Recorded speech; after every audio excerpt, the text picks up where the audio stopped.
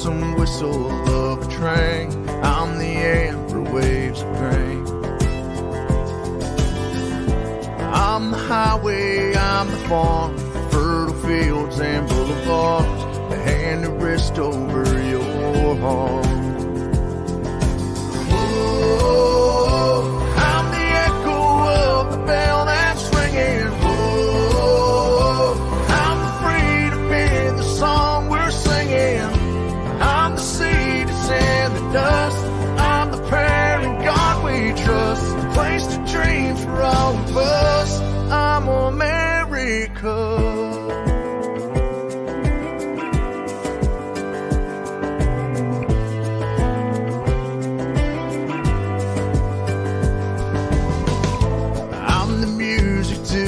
Dance, the open window to a chance, the place where courage takes a stand. All the colors that you see, the lights from 30,000 feet. Yeah, I'm the roar of victory. Oh, I'm the echo of the bell that's ringing. Oh, I'm the freedom in the song we're singing. I'm the seed that's in the dust. I'm the prayer in God we trust. Place to dream for all of us. I'm America. I'm America.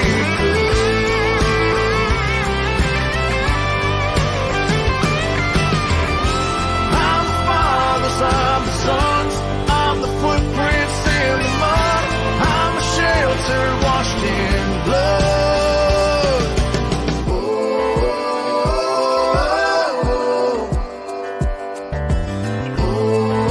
oh, oh. I'm the seed that's in the dust. I'm the prayer in God we trust. A place to dream for all of us. I'm America. I'm America. I'm America. I'm America.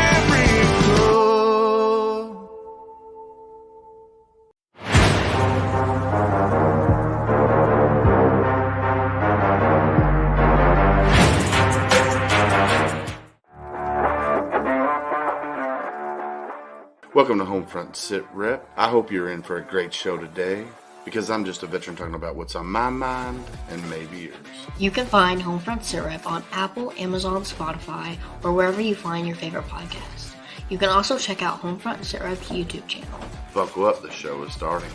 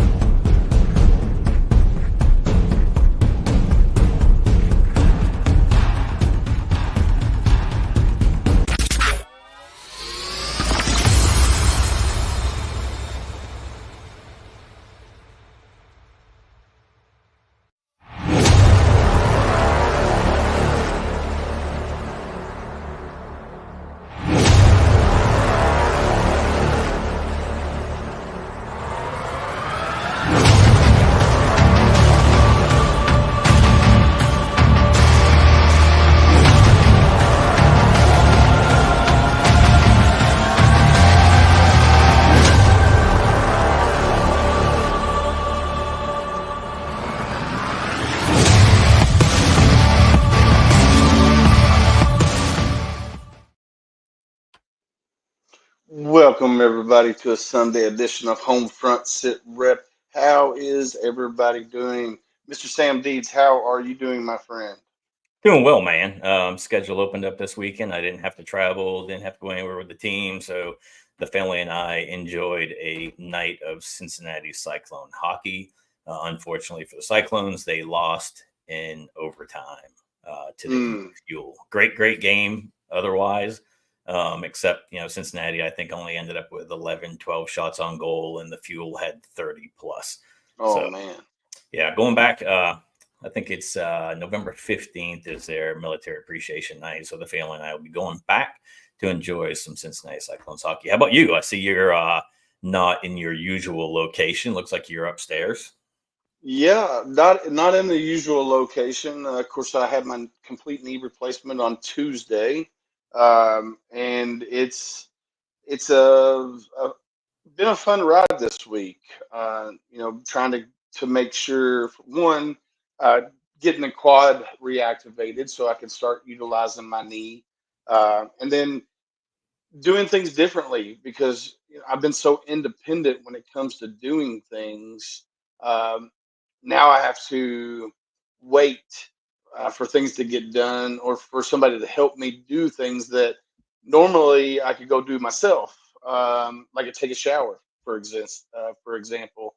Um, Getting in and out of the shower because I don't have a walk-in shower. I have a tub that I have to climb over top of, and they sent me a shower chair, and the shower chair is too big for my tub.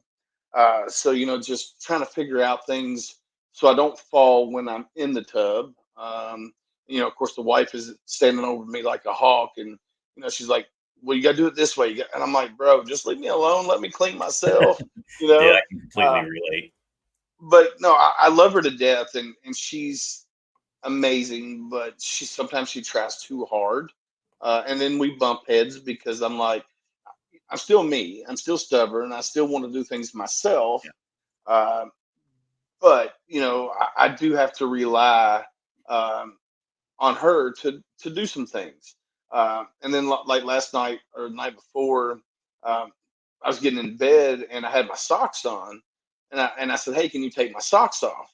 Well, she grabbed the good foot, and just yanks the sock right off, and she goes to start to yank the sock off on the other one, and I start squalling in pain, and she goes, "I didn't even think about it." I'm like, "Yeah, you didn't." Um, but I think it's going to be really good once I'm healed and able to start working the knee out and bending it, getting it back into shape. Yeah. Unfortunately, I didn't want to take the risk of climbing down the 25 steps to the bunker, uh, and then trying to climb back up. I'm probably going to reserve that probably for next week. Hopefully, I'm going to talk with my PT guy that's coming tomorrow at 12:30, and tell him that's my ultimate goal is to be able to go up and down the steps. Now, going up and down 5 or 6 steps into the garage so I can get into the car. Not bad, but when you throw multiples, Yeah. always that chance. And like we talked before, I don't want to possibly damage it before is even healed properly all the way. So I am taking it easy. Today I did get to get out of the house for the first time. So we went over to my buddy's house. They were doing our annual pumpkin carving and pumpkin painting. So I went over there for a little while, and uh, a lot of people there, and a lot of younger kids. So I was trying to be as comfortable as possible, but also not create a large footprint Yeah. within the house. But other than that, man, no, I'm doing good. And then of course, we were supposed to have Jared from Sacred Mountain on tonight. And, unfortunately, he had a family emergency in Montana, so we have to reschedule his. But that gives me and you ample time to talk about the holiday seasons that is upon us. Yeah. We got the Marine Corps birthday come. Or first we got Halloween. Then you got the Marine Corps birthday. Which Then is, you got I don't care what anybody says, it is a holiday. yes, and then you got Veterans Day, and then you got Thanksgiving and Christmas right around the corner, And then the new year, it's and all then back and to back to then back to back. and then the new year. And if anybody knows, this time of year for some reason um, is a hot spot for veterans. It's a trigger area. So yeah, so it gives us plenty of time to talk about some things. Veteran suicide, PTSD awareness, um, and a little bit of this and a little bit of that. So, yeah, Yeah, and I think it's heightened with the veterans and the active duty because the commands are now focusing on it because there's going to be a lot of downtime, right? And you always have the safety stand down leading into the holidays. You know, drive safe, fly safe, have a plan, and then there's always the suicide awareness brief or the suicide yeah, prevention brief, whatever they're calling it now, and then it puts it to the forefront, and then you got guys like us who have lost loved ones that it becomes lonely at the holidays now, yeah. or you don't have anybody you can turn to, or you think you don't have anybody you can turn to talk to. But yeah, it's just one of those things that there always seems to be an uptick in the veteran suicide sometime around this time of year to the beginning of the year. Yeah, no, I'm right there with you 100%. And you know, this time of year for me, especially the Thanksgiving Christmas corridor, um, has been real rough on me since 1994. And my brother passed away in '94, and I think that's where I can trace it back because I used to love Christmas. I used to love Thanksgiving, and my wife will tell you now I'm Scroogey Scrooge up here because she's wanting to put Christmas stuff up now, and I'm like, bro, it ain't even Halloween. And then she's like, well, what about November 1st? I was like, no, then you got the Marine Corps birthday, Veterans Day, and Thanksgiving. I said, the day after Thanksgiving, we can put it up, but not a moment soon. Yeah. And you know, I've just recently lost my dad. This will be the first year without my dad for Christmas, and it it's one of those things that we just have to adapt and overcome. Of course, the feelings are always going to be there, and being thankful for stuff for Thanksgiving. Uh, I'm thankful for like my community that I've built. I'm thankful that you and I've reconnected like we have, and so there's always a positive to look at, but sometimes the positives don't outweigh the negatives out Yeah. there. So that's kind of why we want to hit on um, veteran suicide, and we talk about that number quite frequently, the 22 a day, on how skewed it can be or is, especially some of the older surveys where they, only surveyed a limited amount of veterans. Didn't even survey the whole country. They surveyed so many states, and Yeah. so that number skewed. So Yeah, after I retired, I started doing work with a nonprofit that no longer exists, but their focus was traumatic brain injury, post-traumatic stress, and the veteran suicide, and trying to get that number lowered, right? So then you look at the study where that number 22 came from. It was the results I think were posted in 2012. The study was from 1999 to 2011 ish. It surveyed 16 or 21 different states, and it did not include California, Florida, Texas. Right. So, right there, the three states with the largest veteran population, it did not include. And then, even some of the states that it did include, some of the death certificates were marked incorrectly, or the death was unspecified, and the number that came up was 22.2, right? So whatever the total number was divided by the number of years or months or whatever, and then it was 22.2 is the number they came up with. So they just rounded it down to 22. So that was a number that was put out there in 2012. And then you fast forward to, I don't know, 2018, I think, and the number still stayed around the 20-ish mark. But again, only 16 to 21 states polled. yeah, And then the VA finally did an all 50 state, a DC survey. And I think that one went from,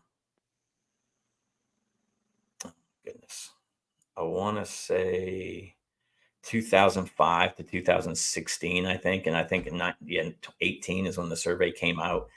And the number ended up being down. It was down close to, that was 16.8. It ended up being, rounding up to 17. Right. But again, not every state reported fully. Okay. One, is it a veteran? That's only the ones that they can tie that there was a veteran, or the family said, Right. he was a veteran, blah, blah, she was a veteran. So, I mean, is that number still skewed a little bit?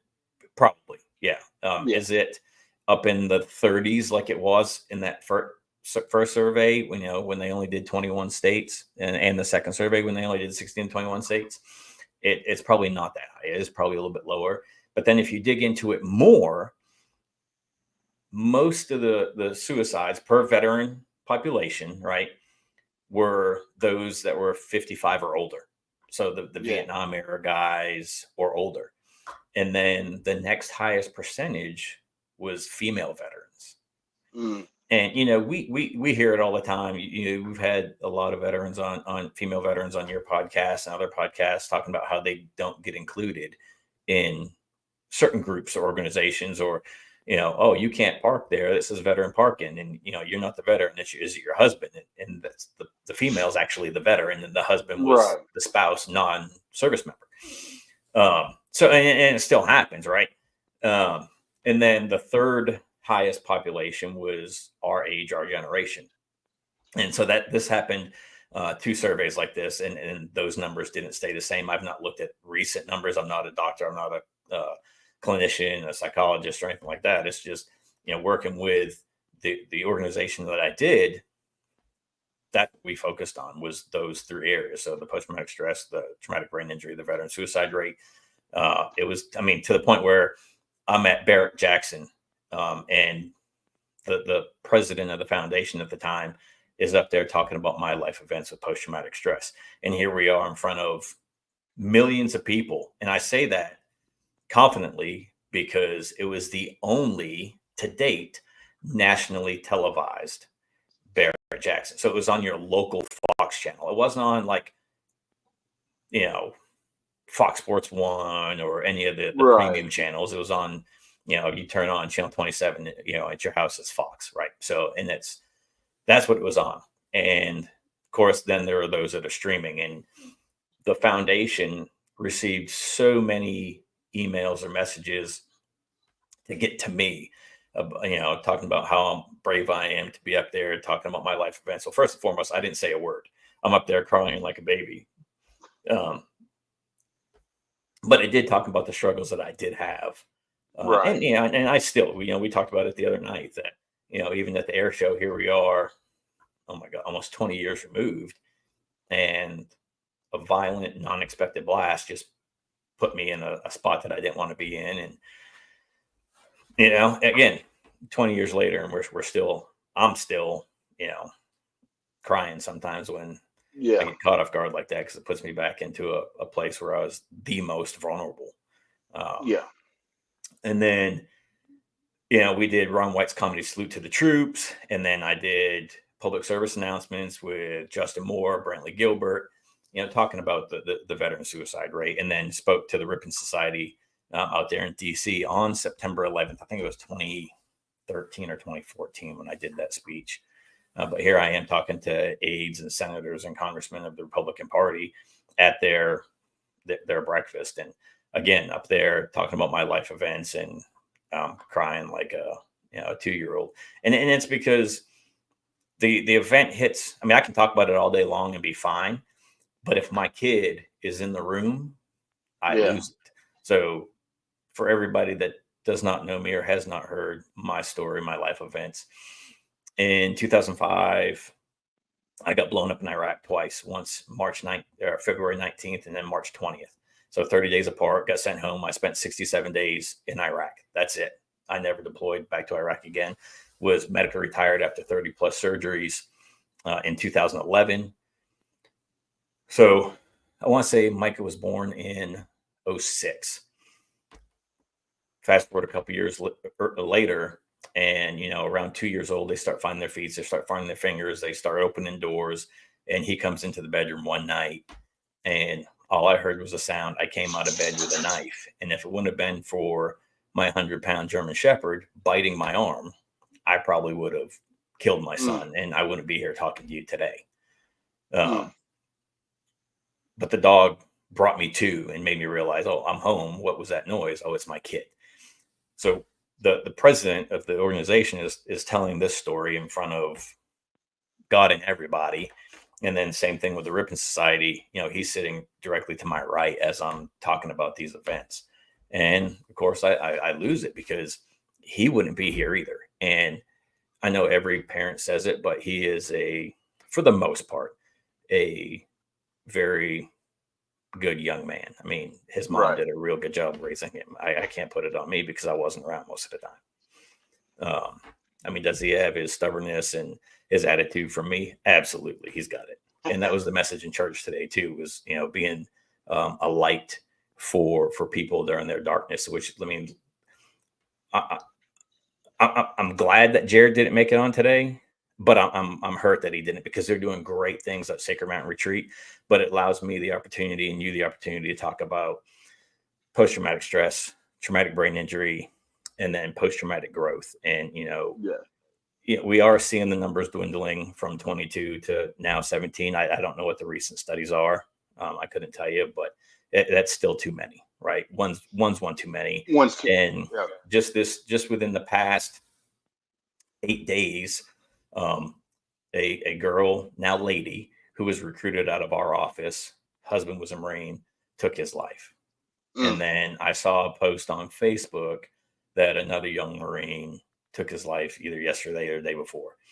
So it's still happening, right? It doesn't know race, creed, color, religion, age, none of that stuff. You know, we had a first sergeant that, you know, became a sergeant major who lost his battle with the demons. I served with a guy who is prior enlisted, became an officer, promoted all the way to lieutenant colonel, and he took his life. So, and one was African American, one was white, one was officer, one was enlisted. It doesn't matter, you know, when you know the intrusive thoughts come in, you know, sometimes it's, you know, impulsive to act on it, and a lot of people blame it on the post-traumatic stress, but I'd rather them focus on the traumatic brain injury piece, because even though that traumatic event is there, right, and the post-traumatic stress is what gives you your flashbacks and you know, sometimes the intrusive thoughts. The traumatic brain injury, that piece is affecting your brain and maybe possibly the cognitive function that takes the reality of what you're thinking out of it, or is causing a degenerative, like, brain disease, and your brain is slowly dying, and then it's affecting it. I wish the VA would focus more on the TBI and look at the TBI. And unfortunately for me, I still have so much shrapnel in my body that I can't have an MRI. I can have a CT, but the CT is not definitive, right? Even with the advances that have been made in a CAT scan, it's not definitive like an MRI is, because you can't see the true colors. You can see light gray, dark gray, you know? Right. But then I don't even know what year it was, but the University of North Carolina did a study on post-traumatic stress. And between them and Ken Falk, they coined the phrase post-traumatic growth. So by their definition, post-traumatic growth is a positive change experienced as a result of struggle with a major life crisis or traumatic event. So basically, you can find a positive in the negative that happened to you. And through all their studies, that they have come up with 5 areas of growth. And, you know, this isn't military specific. You know, I say it all the time. Willis, we've said it all the time, that our first responders see traumatic events almost daily basis. You know, whether it's responding to a DV, a motor vehicle accident, you know, especially the inner cities probably see more than, you know, what the country guys do, unless they hit a cow or something, or even our doctors, our nurses, our EMTs. You know, this is not military specific. It's not veteran specific. There are so many people out there struggling with post-traumatic stress and, traumatic events and things that have happened in their life. But Ken Falk, and of course, a large group of people have started a thing. It's called Boulder Crest Retreat. And I think they have 3 locations now, one in Virginia. I think that's the original one in Arizona, and one in Texas. And it's for veterans, first responders, and the families to learn about the struggles with post-traumatic stress. And I can't speak for Ken. I can't speak for, Boulder Crest. I do know they're doing good things. I've had a lot of friends that have gone through them and that have used the techniques that they've implemented. And Ken's got a book out called Struggle Well. It's Thriving in the Aftermath of Trauma. I do Audible. I don't read anymore. It doesn't grab my attention. The Audible book for Struggle Well is phenomenal. And I don't know who does the reading of it, but it's a great book, and it goes way more in depth than what we're going to discuss here today with the growth in the 5 areas of growth. But the first area of growth is a sense of new opportunities that have emerged from your struggle, right? So us serving in a non-wartime, if you will, right? So we would have, your initial was 97 to 2001, got out just before September 11th. Right. During that time, we didn't see any combat operations. We saw humanitarian operations, and we deployed, to Japan, Korea, Greece, Haiti. I think that was it for the first 4 years, right? And then, of course, Well, I did a med float too. The med. Yeah. So, yeah, I left and went to LAR for the med. So, but nothing happened during that time. Basically, the only thing that we were able to get into veteran-wise would have been the Legion, right? So then September 11th happens, and now we are deploying to combat areas, whether it's me in 2004 down in Haiti or Iraq, or, those who've deployed elsewhere for combat operations. Now you're open to so much more, the AMVETs, the DAVs, the DFWs, those who were injured and got a Purple Heart, military of the Purple Heart. A lot more opportunities opened up for you because of your traumatic event. And you've had how many different veteran organizations on here that just want to give back to our community? All right. So all of those organizations stemmed from what happened after September 11th. And those are those new opportunities. And for me, that was Team Fast Tracks, the skydive team. We talk so much about losing our identity, losing our sense of purpose, losing our direction. And, when we get out, the team has given me that new identity, that new sense of purpose, that new direction. And one of the founders of the team, I want to say it's probably 2016, 2017, after the Military Bowl, honored a Naval Academy grad who was involved in a helicopter crash during a training event. And that following season, I took it upon myself to be like, hey, why don't we do this for every jump that we do? So, our team was anywhere between 200 and 300 events a year up until COVID happened. Right. And then now we're down around the 100, 180 event, but still that's 100 plus events a year that we're honoring a fallen service member, that we're honoring a fallen first responder, that now that family can see those photos that are being taken of their loved one, that now that they know that loved one's not forgotten. Right. And there are so many other groups out there, like I said, that are wanting to honoring you and your service, but honoring the guys and girls that you served with that are no longer here with us. Yeah. And then you've got the veterans that there are more deserving people out there than me. Why should I apply? Well, here's why you should apply. You ready?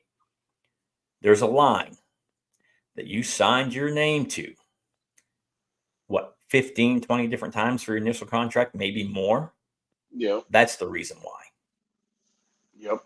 That's the reason why, Willis. that you deserve to be part of these organizations. That's the reason you should have years ago applied for your VA disability and rating, right? It doesn't matter.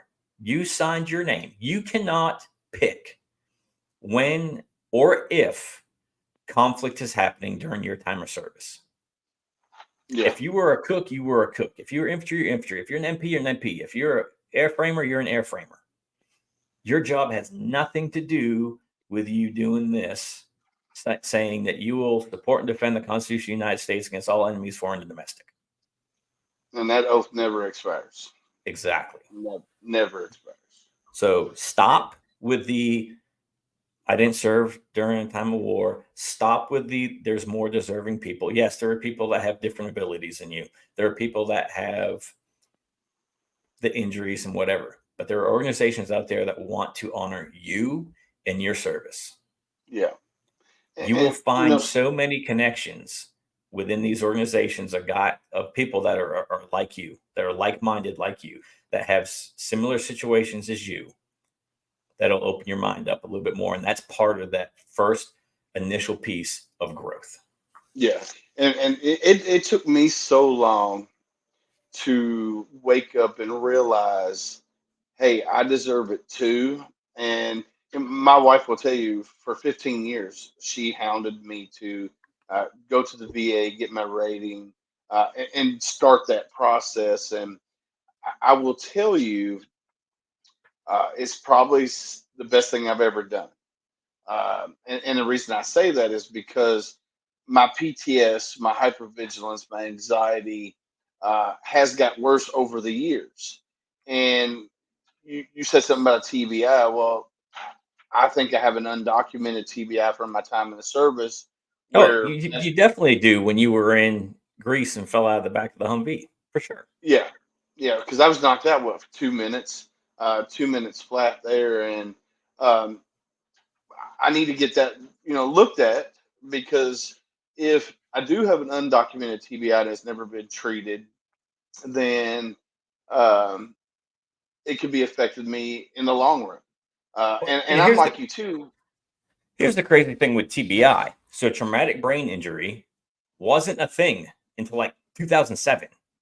Right. Right. It was post-concussive syndrome or something like that. So TBI is new-ish, right? So now you're looking at NASCAR and the NFL and some of these other sports that are impact sports that are using and have developed their own off of our concussive protocols for the military. Right.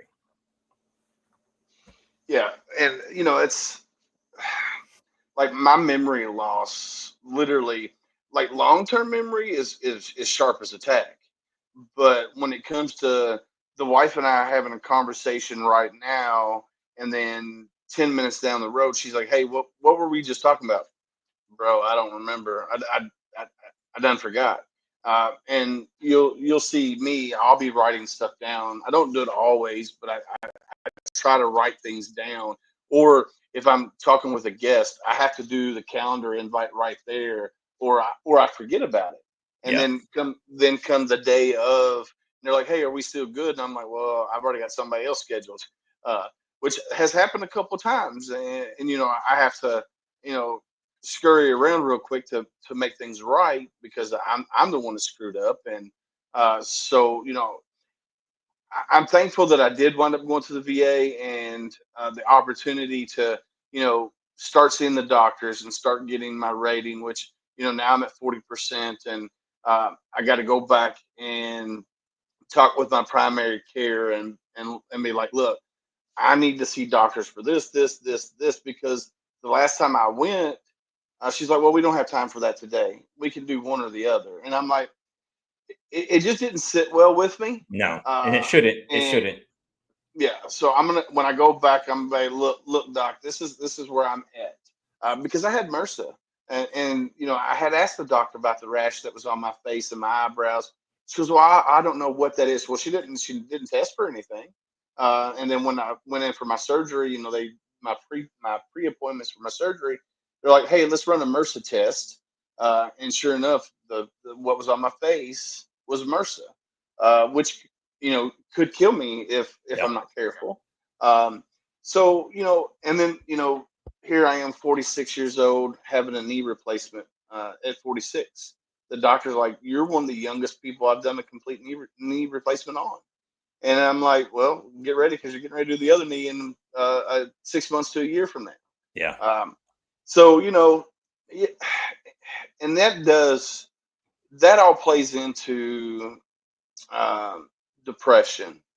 Um, for me, it doesn't play into suicidal thoughts or anything because I've been a big component against suicide for a really long time, and I'm talking high school days where I had some I had some buddies that wound up committing suicide back in high school because life was so hard for them that they uh, decided that that would be the better option.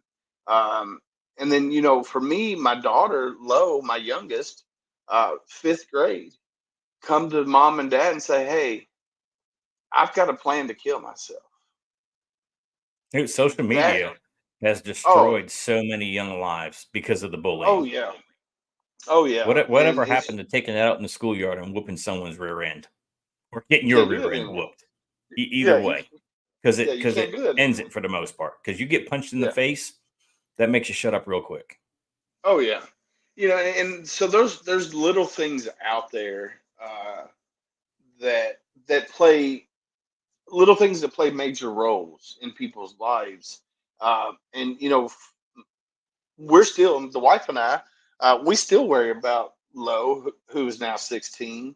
Um, are we going to say the wrong thing that's going to send her over that edge? Yeah, And then we worry about you know what they're teaching kids at school, because some of the shit that they're teaching in school, they shouldn't be teaching in school. That should be something that parents teach their kids yeah, if they or want at least have a to teach it. discussion with your Yeah, kids. yeah, If it's not part of math, you don't need to be talking about it. If it doesn't have to do with U.S. history, you don't have to be talking about it. If it doesn't have to do right, with economics, I mean, seriously, keep your personal opinions out of your yeah, curriculum and teach. yeah. But they all want Well, to that's like, lecture, right? So they all want to, oh, even down in the grade school now, they want to lecture. They're not teaching anything, and they yeah, expect us as parents to do it. Dude, when my kids came home with that Common Core math stuff, I'm like, I don't know what wow, this is. And yeah. it was good because it happened at COVID. And I'm like, this is the way we're doing it. This is the way I learned. This Yeah, is the way you're going to learn. And my youngest is like, Dad, this is so much easier. I'm like, right? I was like, you and get to still the get the answer a same lot answer. quicker than you did with this, Yeah, 15 steps to get to 2 minus 2. yeah. Like I went off on one of the math teachers.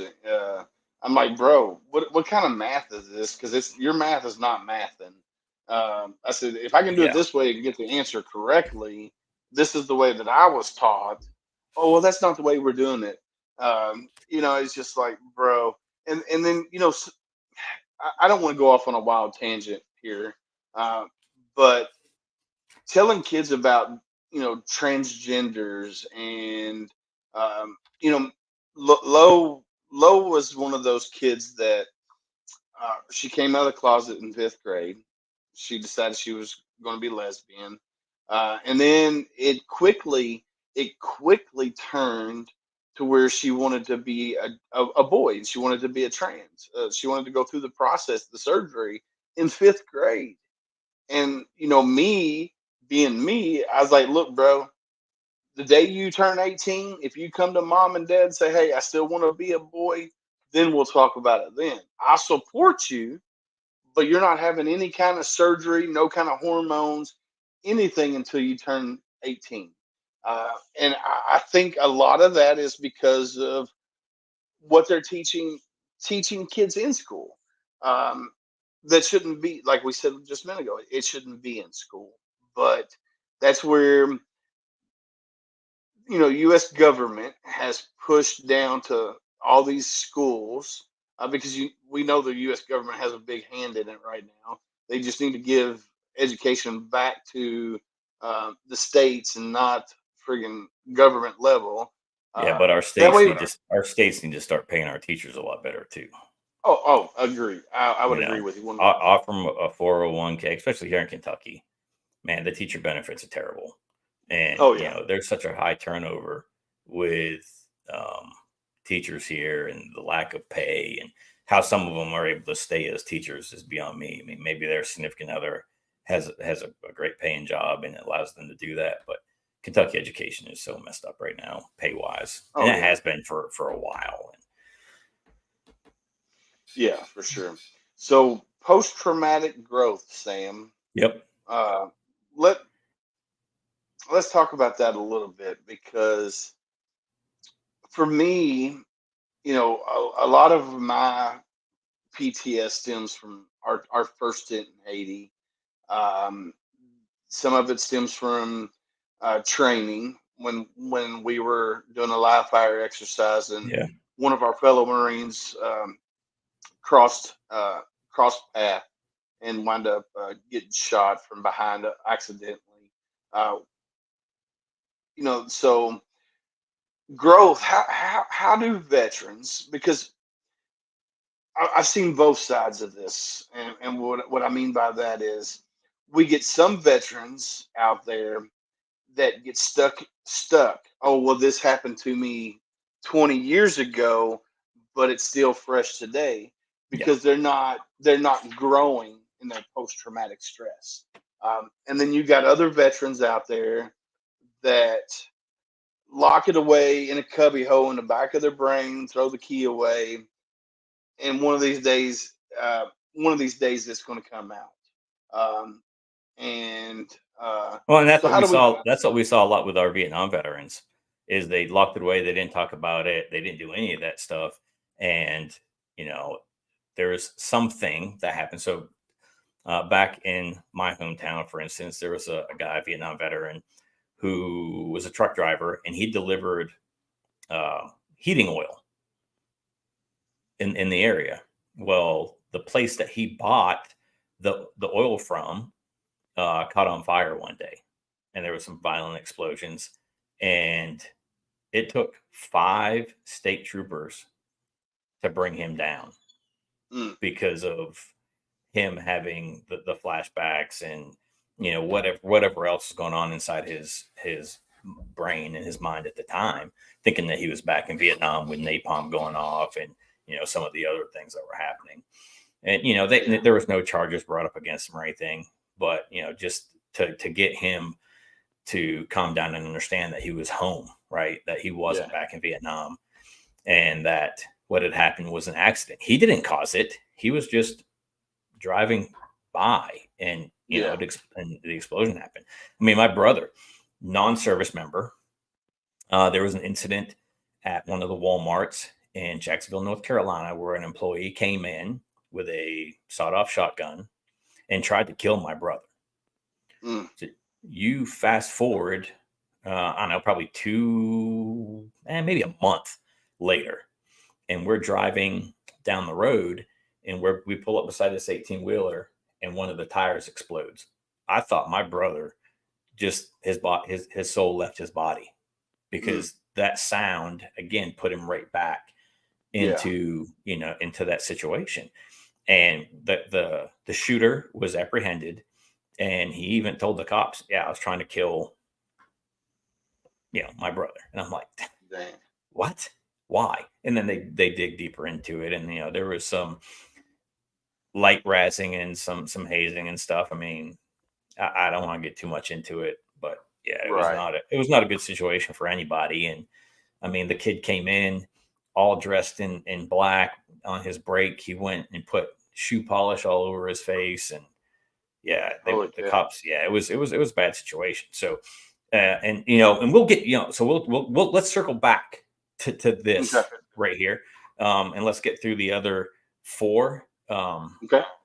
areas of growth. And so that last one, where I talked about going to the VA or the DAV or the legions or whatever, and you finding like-minded people, or people that gone through similar situations to you. So that's the second piece, is change in relationships with others. Another part of that is, and this is the hardest thing to do, is eliminating negativity or negative people out of your life, even if they're family. Yeah. I've not talked to my blood sister in, I don't know, probably 6-7 years. A lot of what came out of her mouth was negative, especially towards my mom and some other things. And at that time in my life, I didn't need it in my life. I had my own struggles going on with my own family.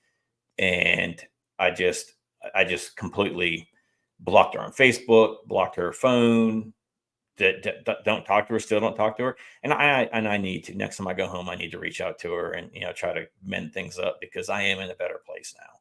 And I don't want to do it on Facebook. I don't want to do it over a text message. I'd rather do it in person, and let her know, hey, this is why. And if it starts up again, I'll block you and unfriendly again. I can't have that in my life. Right. So, And sometimes that's really hard to eliminate the negative things that are going out there, because prime example, one of the first co-hosts that I had on HomeFront Sitrep, Megan, she is one of those veterans that when I found her, she was homeless, or when we found her, she was homeless. We helped her get back on her feet. She was doing really well. She became family. She became family. And then, she started drinking again. And there for a little while, she was hiding it really well. But then it got to the point where you can only hide it so much. And, when we called her out on it, trying to get her to wake up and realize that she was going down that rabbit hole again, that's when it backfired on us. And I haven't talked to her since October 21st of last year. So over a year ago. We had to eliminate that that negative. We had to eliminate the negative there. And unfortunately, she was one of those veterans that this happened to me while I was in the military, and she didn't want to move forward from that. She wanted to live in the past. And so I can only dish out so much help in that situation. So it's very hard to eliminate that negative. And yeah, Rich says, just watch U.S. women's soccer beat Iceland in Nashville. Hell yeah! nice. Yeah. So, I mean, and I have found that, and we talked about it the other day, two broke people don't fix each other, right? That's Two right. wrongs don't make a right. You have to be around people that are going to build you up and not tear you down. Because even, you talked about it earlier, how there are so many organizations out there helping guys and girls with the post-traumatic stress piece and trying to overcome the suicide. Well, there's at least 2 or 3 guys that have committed suicide as they were working for nonprofits that deal with post-traumatic stress and the veteran suicide. You got to take, and I'm not saying this is the reason why they did it, but you have to take time for yourself. Compassion fatigue is real. And sometimes, like I said the other day, your triggers might trigger me. Something you're talking about might trigger a memory of me, and it puts me in a dark place. Yep. And then, early on when I started coming on your podcast or watching, there was a segment where somebody was either talking bad about the Legion or the VFW, and then the host is like, I'm stopping this right now. The VFW is great. The Legion's great. Okay, that's your opinion, right? I do not have a good experience with my Legion and my VFW in my area. Now, with that being said, there's one in Florida, VFW, that I went to. It's probably the biggest VFW I've ever seen. They've got boat slips that come up right off Okeechobee. Great experience there. My VFW, my Legion, back in my hometown. Amazing. And I've been to others that are very, very good. But my Legion, my VFW here in Northern Kentucky, in Florence, is absolute trash. Yeah. everybody's opinion matters. Not everybody's had a great experience. And you have to keep Right. that in mind when you're talking to people and they say, hey, this is terrible. Just because your experience was great doesn't mean that veteran doesn't have an opinion on their VFW or VFWs or Legions or veteran service organizations that they've been part of that were just not good. Yeah. It's just the way it is. It's life, right? Not everything's perfect. Not everybody's perfect. We are human. We are bound to make mistakes. Leadership at every level makes mistakes. Oh yeah. Yeah. And I remember that episode. It was a tip of the spear episode.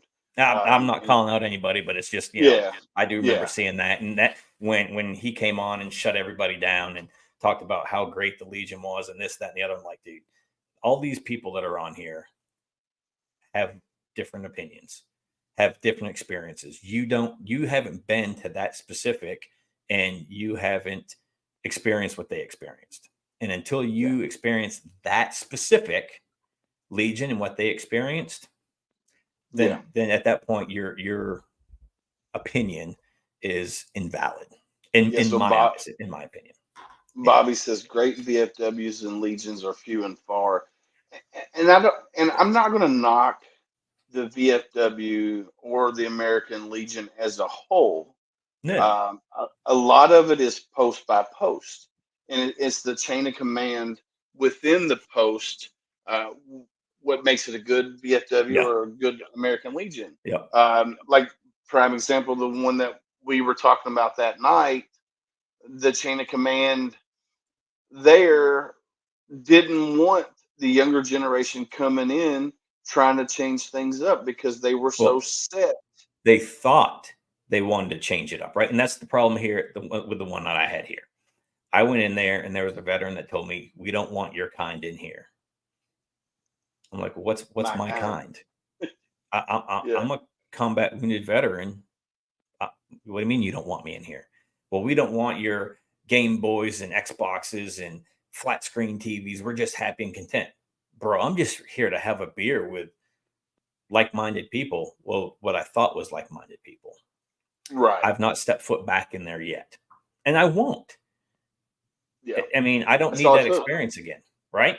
And that's, sometimes we just want to go in and talk. Sometimes we just want to go in there and just have a beer midday. All right, try now. There we go. I lost you there for a second. Oh, sorry. But yeah, so it's just one of those things that, everybody's experience is different, just like everybody's service is different. Everybody experienced different things throughout their time of service. And, you and I were in the same unit for 3+ years. And excuse me, our time in that unit, completely different. Yeah. Everybody's walk is different. We had, of course, me and you, we were in different platoons within the same unit. And we had our own friends, but we were still friends and we still hung out, but not, to the point where like I was going out with you every night drinking a beer or whatever at the bar or whatnot. But everybody's experience is different and everybody's walk in life is different. And everybody's opinion is different because you can have me and you walk into a VFW and I click with somebody right off the get-go and you don't click with anybody there other than me, the one you came in with. So your experience that you had there is going to be different than my experience. So I want to circle back to what we were talking to earlier, but I'm going to get through these next 3 kind of quickly. So your third area of growth is a sense of own strength, both physically and mentally, right? So if I made it through that, I can make it through anything. For me, listening to books, opening my ears has strengthened not only my mind, but it's also strengthened my body because I've been able to understand that, one, it wasn't my fault. Right. First and foremost, it wasn't my fault. The fourth area is a greater appreciation in life in general. Obviously, every service member and first responder can relate to that one, especially if you served in humanitarian areas, if you served in combat areas, and every service member that has lost a brother or a sister, can great completely understand that. And it's a lot of times that survivor guilt gets to a lot of people. And I'm not going to say you need to live for X, Y, and Z, but you need to live for you first and foremost. You need to live for your family. And while you're doing that, don't forget your brothers and sisters that are no longer here. Yep.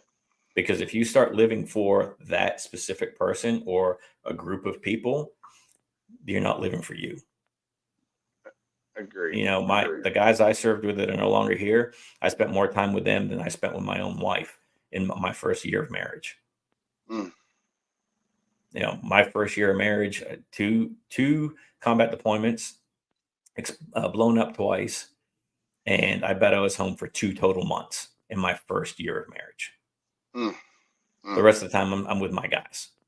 Yeah. Whether it's training, deployed, whatever. So the fifth area, and this one is touchy for a lot of people because there are a lot of people that are not spiritual or religious, but it's a growth in or a heightened awareness of your spirituality or religious beliefs. I don't go to church all the time. I went today. Today was a great message. Like I said, being there when the first thing they did, they took these glow sticks and they're like, all right, break it, put it on your wrist, raise your wrist. All right. Be a light for somebody's darkness. I was like, oh my Lord, it leads directly into this discussion today. Yeah. And I'm not going to get into the full service. It's not part of it, Mm. but growth can take place in one or multiple areas. Post-traumatic stress has different levels, different categories, and you don't have to know every single thing about it, but know where you are, know where your triggers are. And like I said, sometimes for me, it's a smell. Sometimes it's a sight. Sometimes it's just listening to other people. And, does that mean that I'm weak-minded? No, I've lived through it.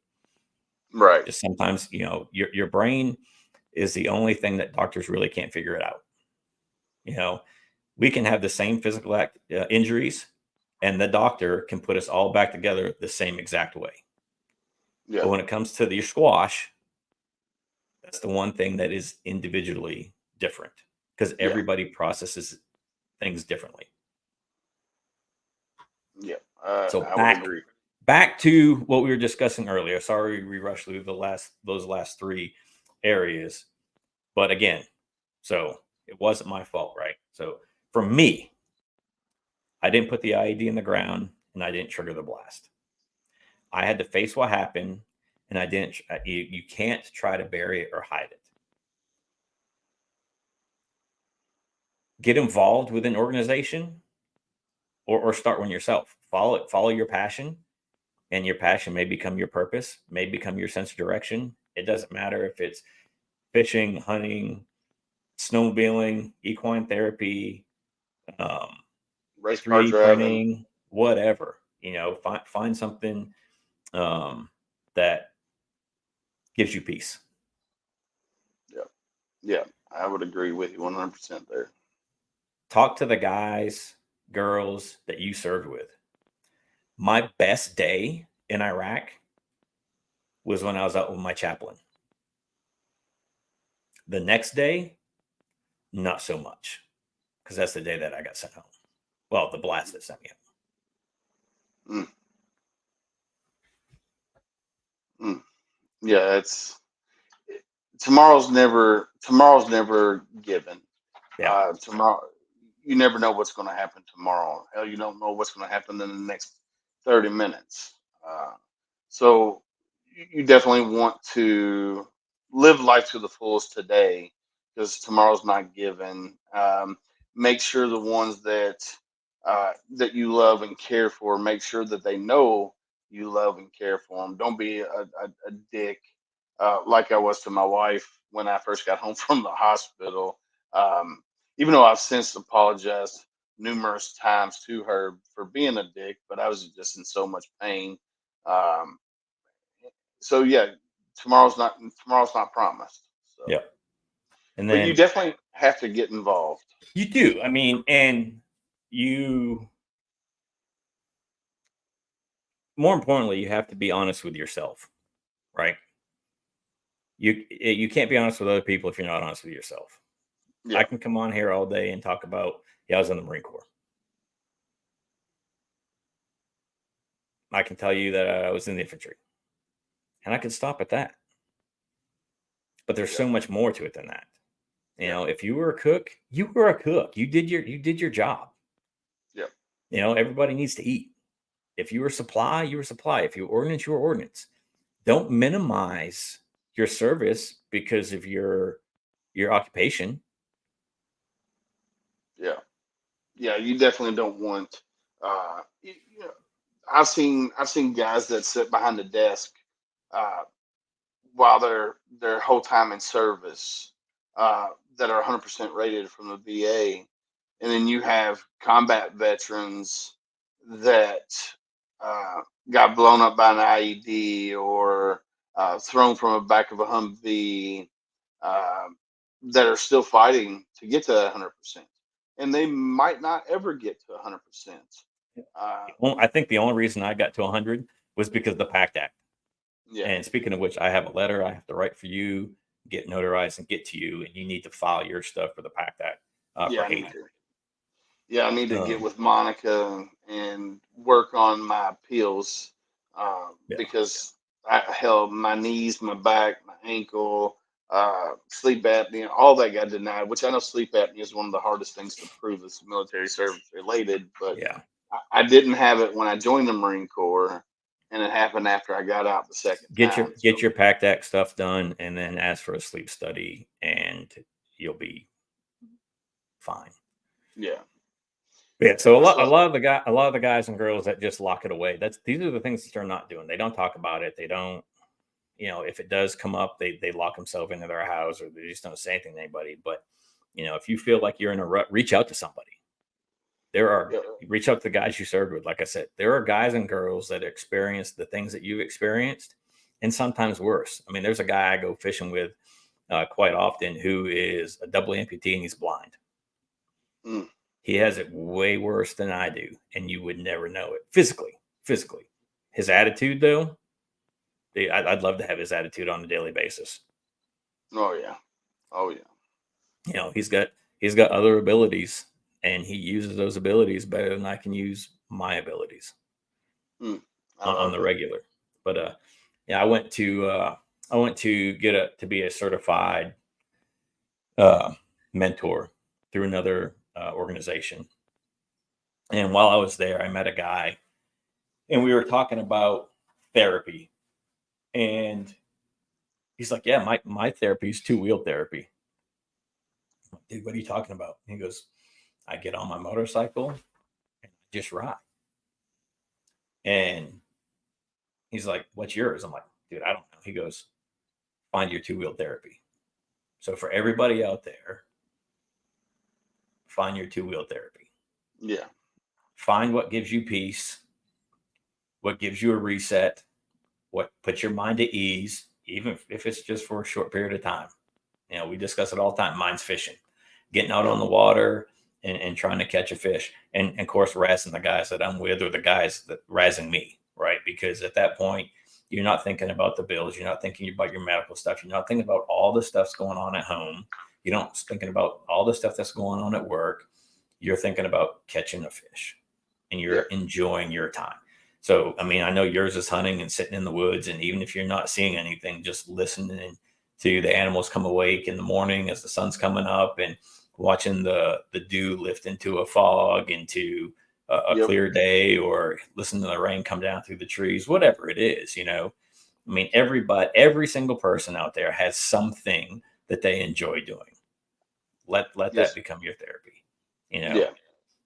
I I do. saw, I do like that. Find your two wheel therapy. yeah, I I do like saw that. a I saw a video, man. It's a number of years ago. I think it was Chad Prather that did it, and he had like a dollar bill and he crumbled it up. Right, got all these wrinkles, a nice crisp dollar bill, and he crumbled it up. Might have been a 20, I don't know. And a lot of us come home thinking we don't have worth or value because we're broken. Ready? Look at this. My wife got me this shirt. I don't know if you can see Yeah. fully. It says I'm broken. Yeah. Right. And then But I'm what's in okay the in middle? red. Right. So I'm okay. that's what we say. I'm okay. I'm good. But truly, in the shadows, I'm broken. I like it. So that's a part of that. And I this is what I wore to church today. So it's not just for this podcast, so everybody knows. But he took that bill and he crumbled it up. So now this bill is all crumbled up and he stepped on it or whatever. But he opened that bill back up and it had all these creases and lines and everything else. What's that bill worth? What's the value of that? Right?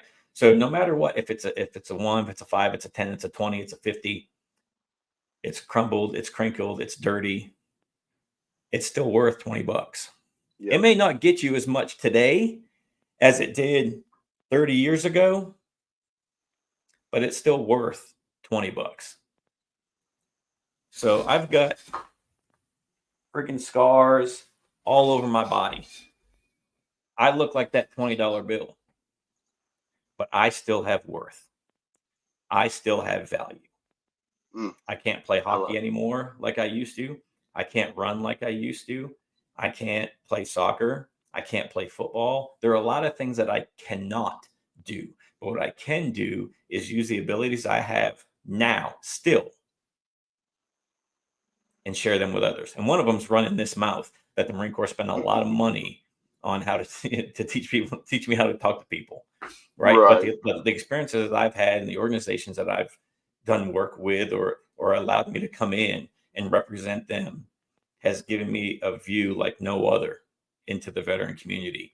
And, being the vice president or on the board for nonprofits and watching these guys and girls come in and seeing them be timid and shy or whatever on day 1.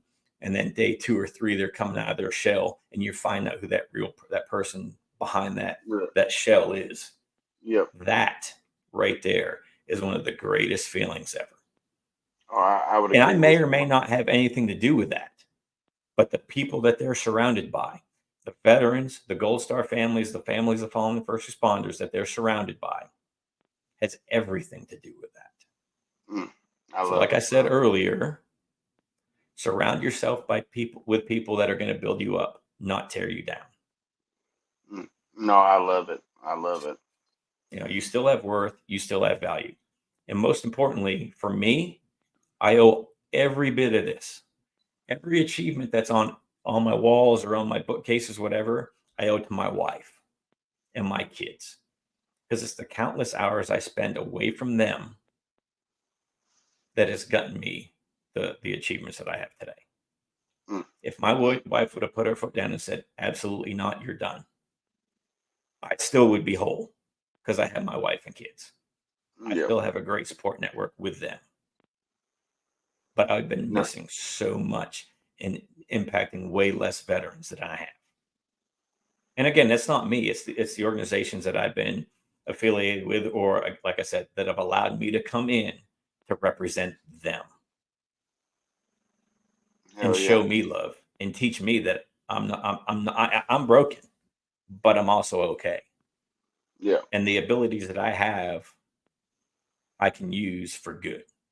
Instead of wallowing in my basement, I can go out there and impact other people's lives. Amen. Amen. And there's other veterans out there that, like you, like Al, like, some of these other guys that are out there with like Rob. I just did Rob's podcast the other day. Great dude.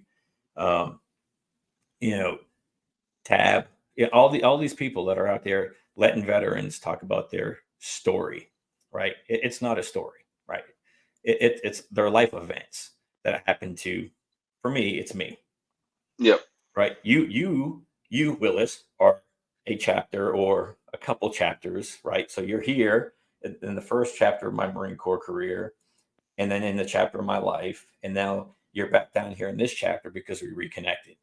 Yep. Right. So you are part of my growth. You are part of my life journey, my life events.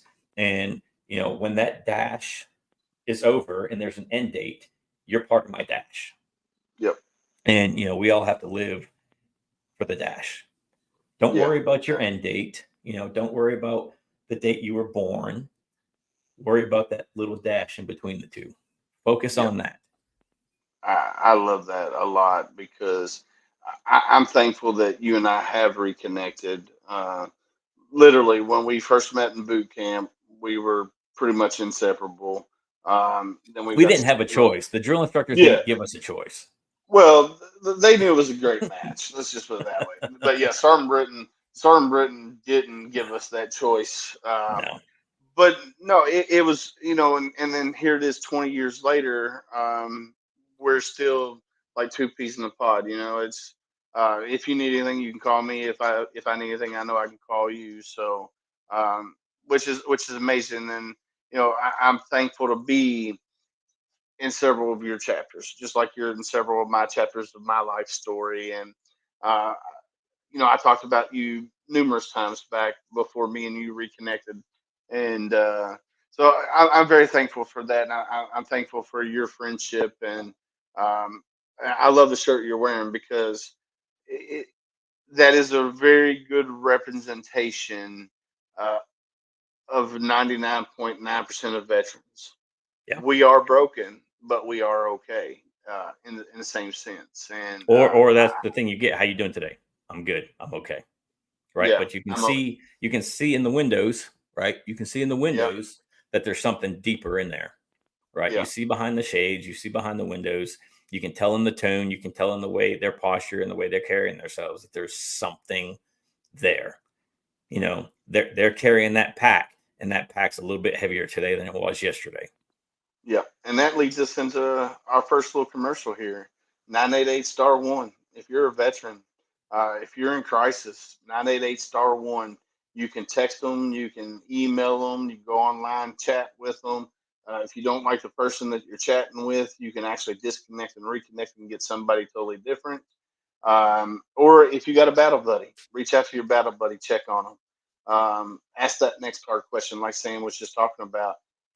You do get that I'm okay, I'm living the dream, I'm hanging in there. But that's where you have to ask that next hard question. How are you really doing today? So let's play that commercial.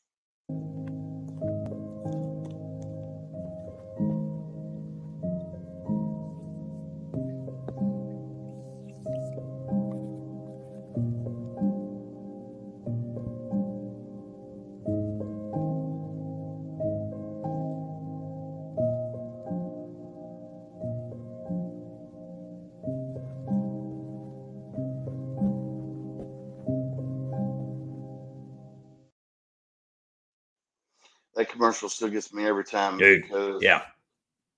I've said everything that's on that board, and I've said it today. People ask me today, how was I doing today? And I'm like, I'm living a dream. I'm hanging in there.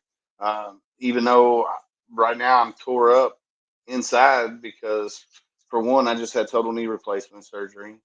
Um, my wife, love her to death, but she's um, a mother hen when it comes to protecting her own. And sometimes it drives me crazy because I like to be independent and do things on my own. Of course, I've been doing a lot of things on my own since I was 17 years old, Yeah. even before then. So, and then we touched on reaching out to the VA and starting your VA disability and getting seen and rated. HomeFront Sitrep has a segment, hashtag Ask Monica. Monica Sanford is a nurse practitioner. She's been married to a lieutenant colonel, USMC, retired for 35 plus years. She was a key wife while he was on active duty, and she will help you with your VA disability. If you have questions about it, you want to get a second opinion, reach out to askmonica0 at gmail.com, and she will help you, man. I'm gonna play that commercial.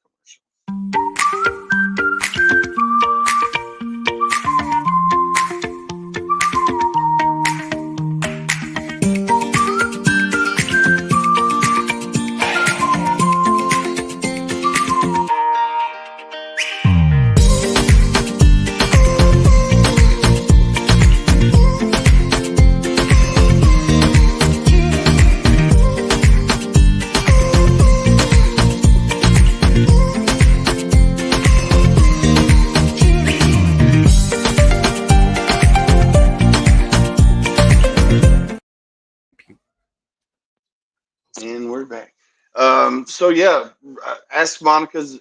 You can email her at askmonica0@gmail.com. She will get back to you relatively quickly. She is a super busy lady. She is a nurse practitioner down in Florida. She also does VA disability claims and stuff like that.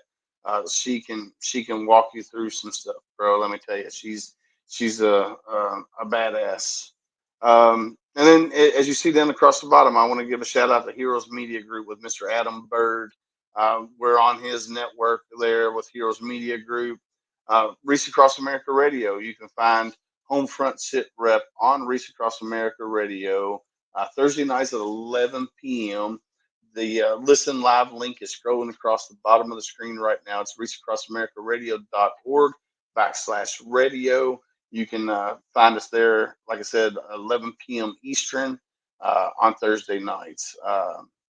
And then Veterans Voice Radio. They play nothing but veteran singers that are not signed with a big record label. They also play family members of veterans who are not signed. They have two apps you can download. One's called Simplified Country. The other one's called Ranger Rockwave. You can download both of those apps and you can listen to the singers that are veterans and support your local independent artists out there. But then I want to play this Reese Across America Radio video, Sam, and then we're going to wrap it up for the night. Yep.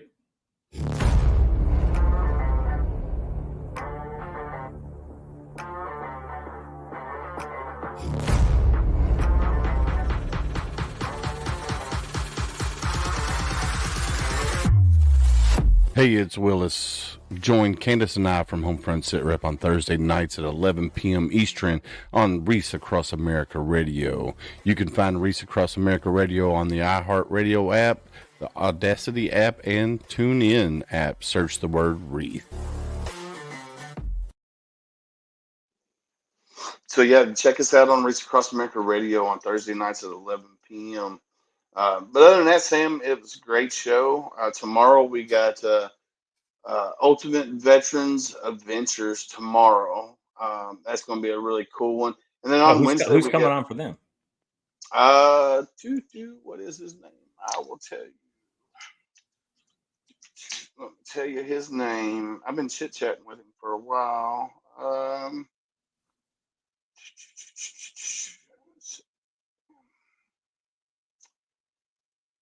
Tomorrow.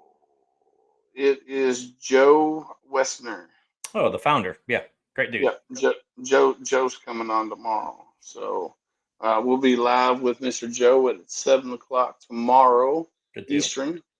And then on Wednesday, we got our Tip of the Spear Veterans Roundtable. I'm super excited. We got some new veteran podcasters that will be joining the team tomorrow. We got We the People. We got your 6 at 6. They're going to be on there. And then we got a couple other ones that will be possibly jumping on as well. So that'll be another good one. And then that'll wrap up our October. And then we shoot straight into November. So a couple episodes we got coming at the beginning of November. We have the veteran insurance team, Mr. Ryan Hammer.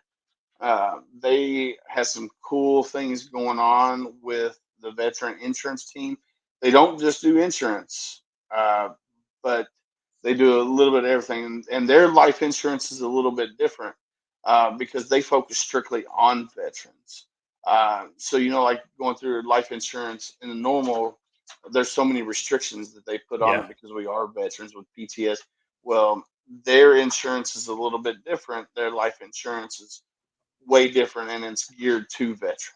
Nice. And then there's some other things coming down the pipe we're not going to talk about just yet, but I think it's going to be super cool, especially when it comes to like nonprofit money management and some other things. So super cool on that one. On November 4th, we got Mr. Colonel Lou Sealing. He's doing a dissertation on the transitioning military service members. He's doing his dissertation on that. He's looking to interview anywhere between 10 to 15 veterans that just recently transitioned out of the military within the last 10 years. So we're going to have him on. We're going to talk about what he's got going on. Nice. And then, of course, November 10th for the Marine Corps birthday is wide open. It's going to be an open forum. So we'll have Marines jumping in and out of chat that day. So if you want to jump in, I'll have the live link in the chat. You can click on that and you can join and come talk. Veterans Day is also going to be another open forum. I left those 2 days open just to talk about some events that are coming up. We might have Chief Warrant Officer Cletus Evans, United States Marine Corps, come in and talk about the Bikes or Bust event that we got coming up here in the Kentuckiana area. Then the 17th, we got Miss Beth Runkle. The 18th is my anniversary, my 19th year anniversary. No podcast that night. Why not? You mean Julie's not gonna let you do a podcast for your anniversary? Oh no. Do it from Roost. Do it from Roost, Chris. Do it from Roost. Yeah. And then this one will interest you, Deeds. On the 24th of November, I have Philippia Bagley, who is a European Army veteran that has a nonprofit overseas. Nice. She's going to come on and talk about the British Army and what they're doing over there and how they they're combat. few and far between over there for sure. Yeah, so that's super cool. And then on the 25th, we got veteran Army. I want to say he's an Army veteran and police officer Michael Segru, who wrote a book called Relentless Courage. He's going to come on and talk about what he does and stuff like that. So super good month of episodes next month. December, we're going to probably be active for the first couple of weeks. Then we're going to take a 2-week break like we did last year. So we got some really cool things coming up. We're working on changing some things up next year. I'm working with a couple other veterans that might come on and co-host our Tuesdays and Thursdays again, which I'd love to get Tuesdays and Thursdays back up. But those would have to be ran by somebody other than me. My wife says if I do any more than 2 days a week on podcasting, she's going to chop my manhood off and feed it to me. So definitely looking to get a couple more veterans in to do our Tuesdays and Thursdays. So, Sam, it's that time of night, my friend. It is that time of night. Want to thank you for coming on, hanging out with me. Yeah, man, thanks. You're gonna have to have April tell me where she got that shirt at, so I can get myself one ordered because I do like it. So yeah, I'll put it in I'll put it in the chat on once I figure it out. All right, sweet. But it's that time of night, Sam. Like we always say here on Homefront. Well, before we do that, before we get there, all right, good thing I stumbled. Yeah, I want to just remind everybody that one, you're not alone. There are guys and girls out there that have experienced similar things that you have, or were even right beside you when it happened. Reach out to them. If you need somebody to talk to, you can, call the VA. You still have worth. You still have value, and more importantly, be there.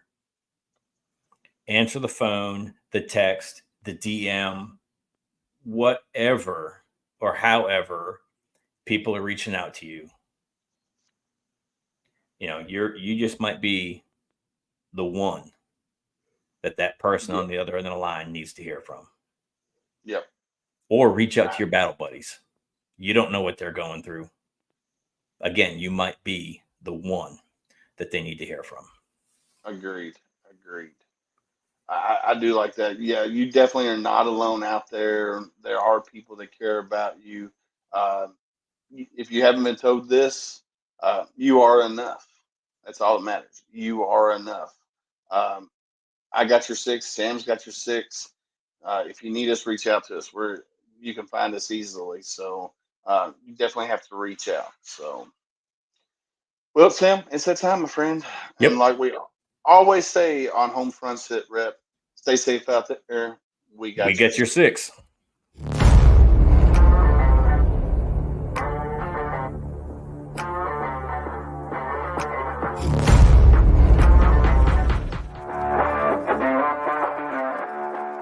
Thanks for listening. Hope you enjoyed this show. Suggestions and comments are always welcome. Cannot wait to have another great show with y'all. Don't forget you can find HomeFront Sitrep on Apple, Amazon, Spotify, or wherever you get your favorite podcasts. Stay safe out there. I got your 6.